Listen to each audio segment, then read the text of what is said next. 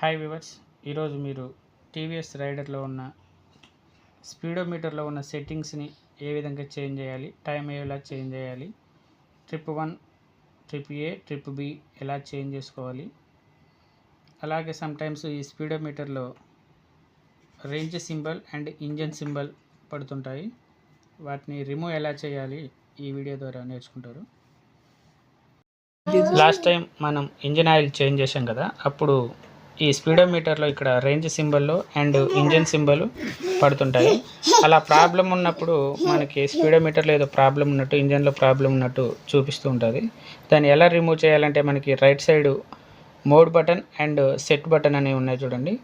వాటిని at a time ఒకేసారి నొక్కి పట్టి లాక్ ఆఫ్ చేసి అండ్ మళ్ళీ ఆన్ చేయాలి.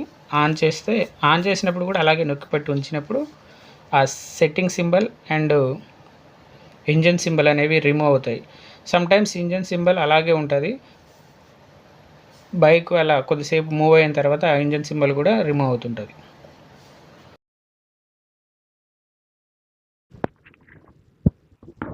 స్పీడోమీటర్లో మనకి ట్రిప్ ఏ, ట్రిప్ బి అని ఉంటాయి.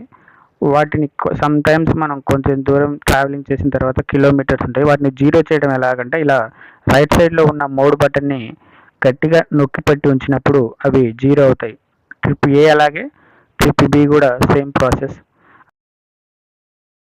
అలాగే ఈ స్పీడోమీటర్లో క్లాక్ చూపిస్తున్నా చూడండి పైన అప్పర్లో. అక్కడ టైం కూడా మనం ఏఎం పిఎం కానీ మినిట్స్, సెకండ్స్ అండ్ అవర్స్ని చేంజ్ చేసుకోవడం కూడా ఈ మోడ్ బటన్ అండ్ సెట్ బటన్ని నొక్కి పండించినప్పుడు అవి బ్లింక్ అవుతూ ఉంటాయి. వాటిని ఆ విధంగా చేంజ్ చేసుకోవాల్సి ఉంటుంది.